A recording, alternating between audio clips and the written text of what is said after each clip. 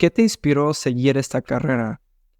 Bueno, en Cuba hay una persona que lo tengo como ídolo, lo tengo como hermano, lo tengo como familia. Es José Rojas, es un productor y diseñador gráfico de Cuba, pero que desde que él estaba en la universidad, él hacía unos videos muy, pero que muy perros. A mí me encantaban.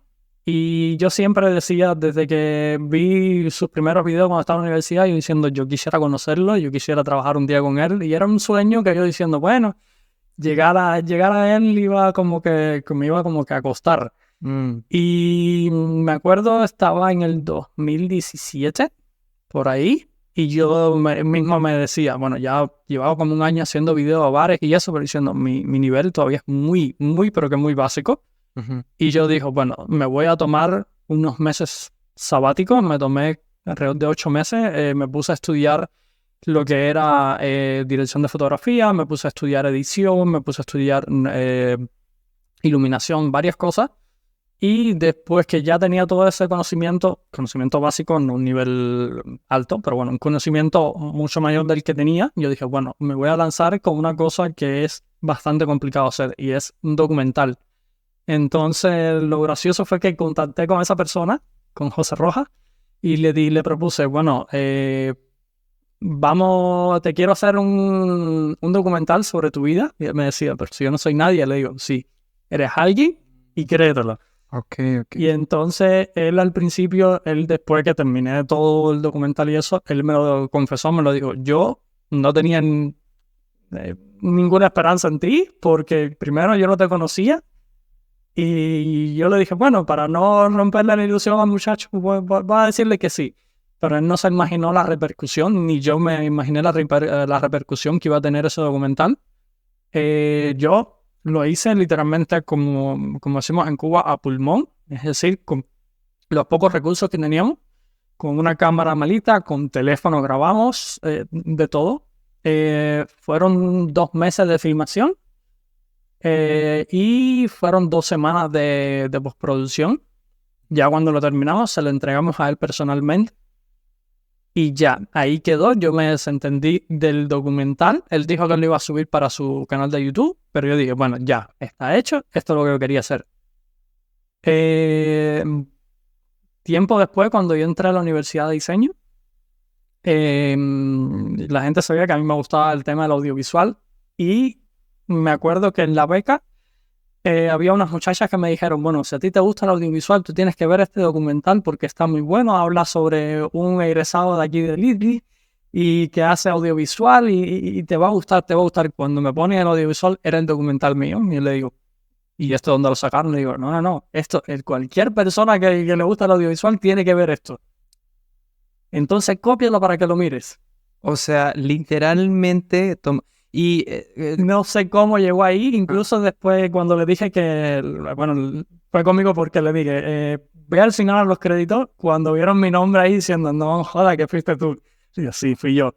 ¿y cuál fue el transcurso del tiempo que desde que hiciste el video, bueno, perdón, el documental, a cuando entraste a diseño, a estudiar?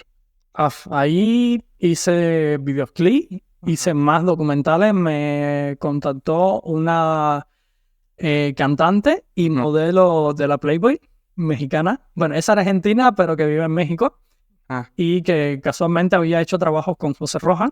Entonces a ella le encantó el documental y ella quería un documental así para ella, de cómo fue su vida. Quería algo más sentimental, no un documental comercial. sí.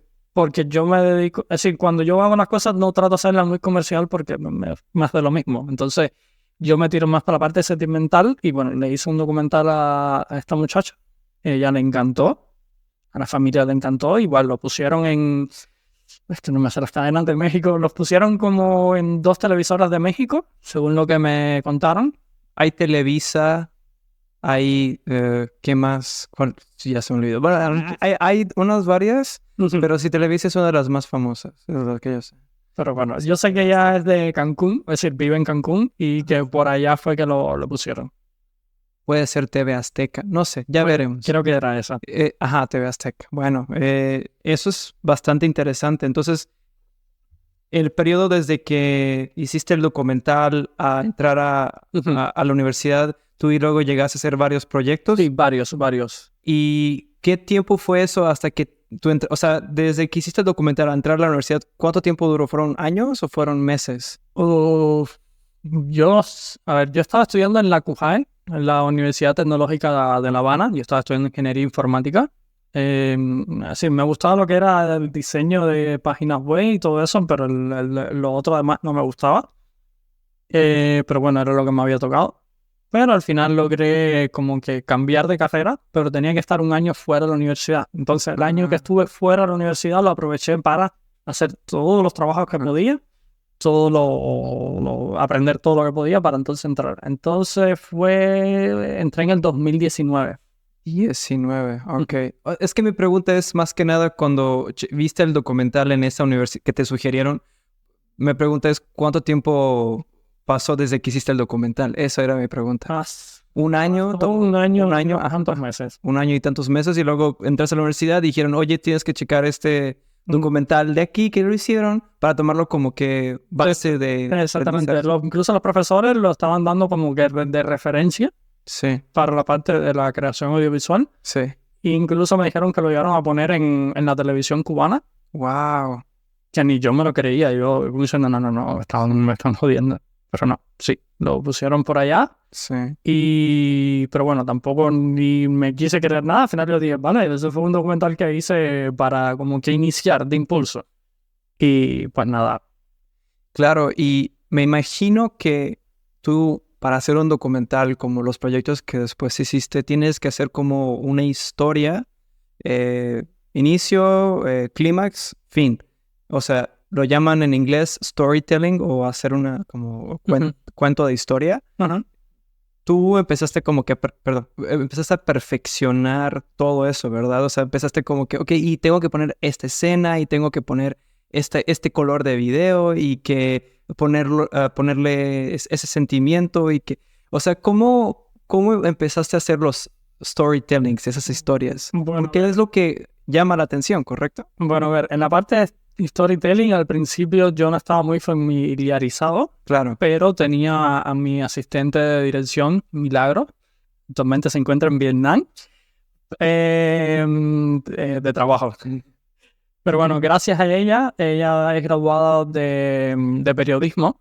Yo la ayudé igual con su tesis en la parte de postproducción. Y ella, como que yo le propuse cuando estábamos los dos estudiando, le dije, mira, vamos a unirnos como equipo. Al final tú y yo trabajamos muy bien. Okay. Yo literalmente no tengo ni que decirle mucho porque yo le digo 2 palabras y ella sabe el resto de lo que tiene que hacer. Entonces ella me enseñó a trabajar lo que es esto storytelling desde la parte de periodismo, que ellos sí lo dan. Entonces, porque ellos hacen documentales. Entonces ella me enseñó esa parte y ahí fue cuando aprendí. Wow. Entonces yo cogía, es decir, para mi trabajo, yo cogí cosas de ingeniería informática, cosas de periodismo, de comunicación, porque tenía igual a un amigo mío estudiando en comunicación social y a mi asistente de dirección que era periodismo. Así, cogí de todo un poco y lo uní. Sí, y lo uní. Y ahora eso literalmente se está creando una nueva profesión a base de eso. Porque ahorita, por ejemplo, yo estudié ingeniería en audio, bueno, audioproducción, pero es eso, es ingeniería en audio. Y salir de una carrera ya no tiene valor. O sea, sobre todo cuando estás en multimedia, tienes que saber y audio, tienes que saber y video, tienes que saber y contar la historia, tienes que saber y de dirección, tienes que saber de muchos detalles que si tú no los tienes, no tienes valor en el mercado. Y eso es algo que quería preguntarte, cómo llegaste a eso. Entonces, storytelling lo sacaste del periodismo, de informática me dijiste ¿de dónde dijiste?